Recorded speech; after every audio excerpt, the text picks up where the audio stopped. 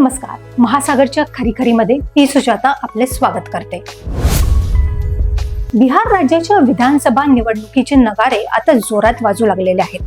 राहुल गांधी यांनी फक्त एक पत्रकार परिषद घेऊन सर्व देशात खळबळ उडवून दिलेली आहे. ते दररोज निवडणूक आयोगावर दणादण वार करीत आहेत, आरोप करीत आहेत. त्यासाठी निवडणूक आयोगाने एक पत्रकार परिषद घेतली. मात्र त्यानंतरही राहुल गांधींचे आरोप पुन्हा मोठ्या प्रमाणावर सुरूच आहेत. राहुल गांधी एकेकाळी अर्धवेळ राजकारणी होते, आता ते ओव्हर टाइम राजकारणी झालेले आहेत. त्यातच हातात संविधानाची प्रत घेऊन त्यांनी जे आरोप केले त्याचा खुलासा निवडणूक आयोग करीतच नाही. राहुल गांधींचे आरोप खोटे होते असेच पालुपद निवडणूक आयोगाने लावलेले आहे. मग निवडणूक आयोग त्यांच्या विरुद्ध FIR का दाखल करीत नाही असा संबंध भारतातील जनतेला पडलेला प्रश्न आहे. कोणत्याही परिस्थितीत एकाही प्रश्नाचे उत्तर न देता निवडणूक आयोग काय सिद्ध करू पाहत आहे हेच समजत नाही. त्यामुळे एका मोठ्या संवैधानिक आस्थापनेबाबत संपूर्ण देशभरात मोठा संभ्रम निर्माण झाला आहे. गेल्या आठवड्यापासून राहुल गांधी यांनी बिहारमध्ये मत अधिकार यात्रा सुरू केलेली आहे. इंडिया आघाडी गेल्या काही दिवसांपासून अगदी थंड बस्त्यामध्ये दिसत होते. त्यांच्यामध्ये कुठलीच हालचाल दिसत नाही असे सत्तारूढ पक्ष वारंवार म्हणत होता. त्यावेळी सर्वच लोकांमध्ये ही अशीच भावना होती, कारण आम आदमी पक्षाने इंडिया आघाडीतून बाहेर पडण्याची जाहीर घोषणा केली होती. पश्चिम बंगालच्या तृणमूल काँग्रेसने सुद्धा एकला चलोचा नारा दिला होता. त्यामुळेच इंडिया आघाडीतील इतर पक्षांच्या मनातही चलबिचल चालू असेल असे वाटले. परंतु बिहारमध्ये SIR मुळे 65 लाख मतदारांची नावे कमी करण्यात आली. हाच प्रयोग इतर राज्यातही होऊ शकतो. काही ठिकाणी मते वाढू शकतात तर काही ठिकाणी कमी होऊ शकतात असा आरोप राहुल गांधी दररोज करीत आहेत. त्यासोबतच ही मतांची चोरी आहे असेही त्यांचे म्हणणे आहे.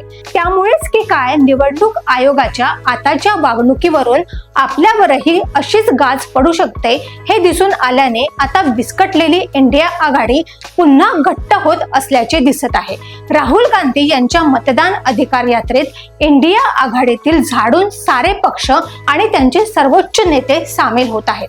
आगामी उपराष्ट्रपती पदाच्या निवडणुकीत विजय मिळवण्यासाठी सत्तारूढ पक्षाला धावपळ करावी लागत आहे. खरं तर NDAचा उमेदवार निवडून आणण्यासाठी फक्त 393 मतांची गरज आहे आणि NDA मधील सर्व पक्षांजवळ 425च्या वर मते आहेत. एवढे असूनही सत्तारूढांच्या बाजूला निश्चिंतता का नाही हा सुद्धा एक मोठा प्रश्न आहे. NDA मधील चंद्राबाबू नायडू यांची सौदेबाजी, खुद्द भारतीय जनता पक्षातील बऱ्याच असंतुष्टांची गैरमर्जी हे सर्व घटक सध्या सत्तारूढ पक्षाला बेजार करीत आहेत.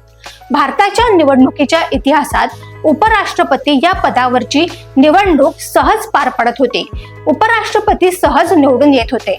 यावेळी मात्र जिकडे तिकडे आणि चोहीकडे फिरूनही सत्तारूढांची दमछाक कारण काय असावे बरे, यावर बऱ्याच राजकीय धोरणांनी वेगवेगळी मते नोंदवलेली आहेत. सत्तारूढ पक्षाच्या दमछाकीचे कारण इंडिया आघाडीची मजबूती आणि विविध कारणांमुळे सत्तारूढ पक्षातील असंतोष आहे असे जवळपास सर्वांचेच म्हणणे आहे. मग सत्तारूढ पक्षाला याचा विचार करणे भागच आहे. त्यातच ही निवडणूक दक्षिण विरुद्ध दक्षिण अशा पद्धतीने करून इंडिया आघाडीने मोठीच मनोरंजकता निर्माण करून गंमत आणलेली आहे. सत्तारूढ पक्षाचा अर्थ प्रचंड पाठिंबा असलेली आघाडी असा आहे.